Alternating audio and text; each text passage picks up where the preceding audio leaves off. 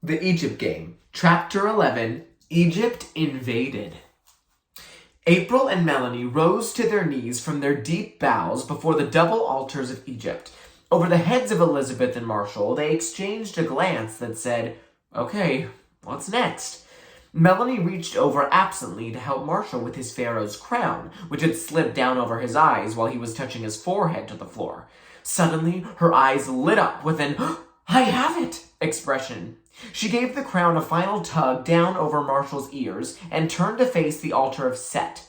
She raised her arms and April quickly followed suit. "The gods are angry at us for being gone so long," she chanted. "The gods are angry," April repeated. A quick glare at Elizabeth and Marshall got them going. "The gods are angry," they parroted. Melanie nodded and continued with her inspiration. "The gods demand that we make a sacrifice so that we may be forgiven." She looked over at April, and April nodded delightedly. "The gods demand that we make a horrible and bloody sacrifice." April took up Melanie's theme with relish. "A horrible and bloody sacrifice," Melanie agreed. "A horrible and bloody sacrifice," Marshall and Elizabeth repeated dutifully. But Elizabeth's voice quavered a little, and Marshall leaned over and poked his sister. "What sort of bloody?" he demanded in a whisper. But now April was off and away, and Melanie was following. "The gods will tell us what the sacrifice must be," April said. "We must approach the altar one at a time and touch the crocodile stone, the sacred symbol of Set. We must touch the sacred symbol of Set and wait for a message about the sacrifice. Then we will decide whose message is the best." April went first. She approached the egg crate using the correct Egyptian walk, which was done by walking with your shoulders sideways, arms held out from the body, and bent sharply at the wrist.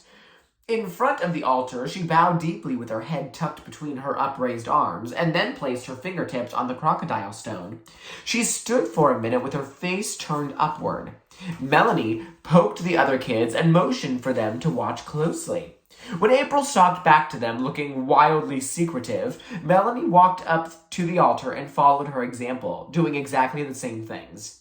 Then came Elizabeth's turn, and finally Marshall's. Then they all sat down in a circle on the floor. As soon as everyone was seated, Elizabeth raised her hand and shook it frantically. She was looking excited and pleasantly surprised with herself. She had just had a terribly daring idea, and she couldn't wait to tell it. "All right, Elizabeth first," Melanie said. "Okay, April?" April nodded. "Go ahead, Neferbeth," she said.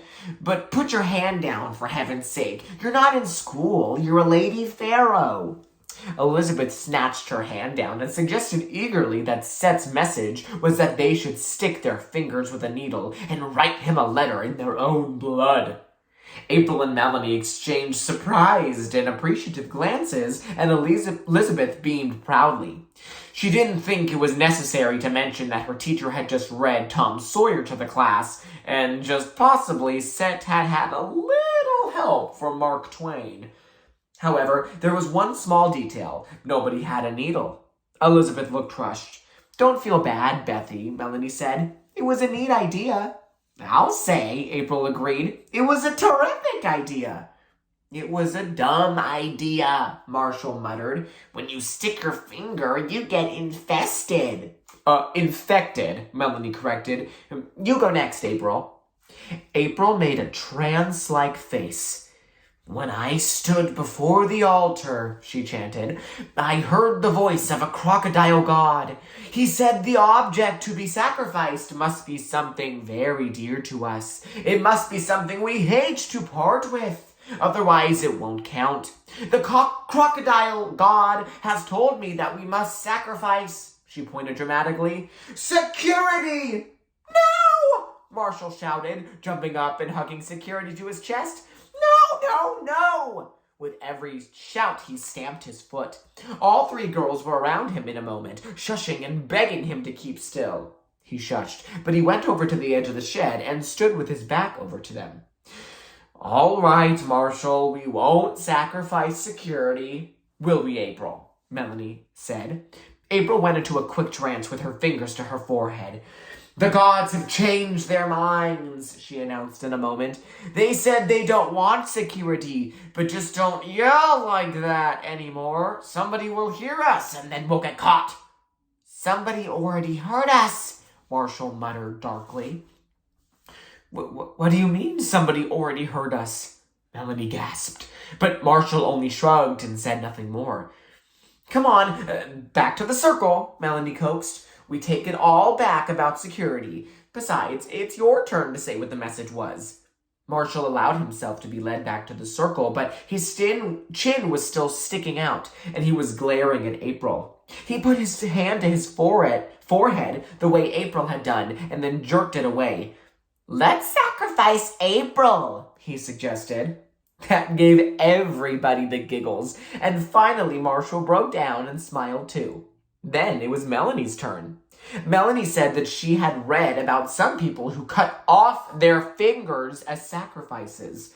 At that point, even April looked shocked, and Elizabeth almost fainted.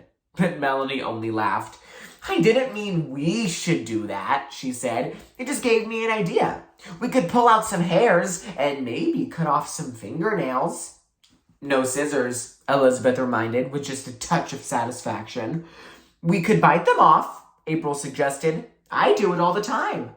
A few minutes later, a small fire of twisted paper was burning in the mixing bowl fire pit, and the high priestess and junior high priest of Egypt were parading in a circle before the altar. They were walking in the Egyptian manner, one shoulder forward, arms bent to the wrist, except from time to time when they had to chew off another fingernail. Now and then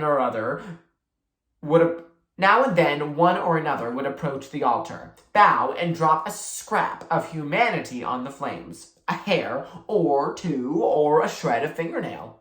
It was just about the best ceremony they'd ever had, and it was a shame to end it, but Melanie was just thinking that perhaps it was time to leave when suddenly she heard Elizabeth give a gasp of pure terror.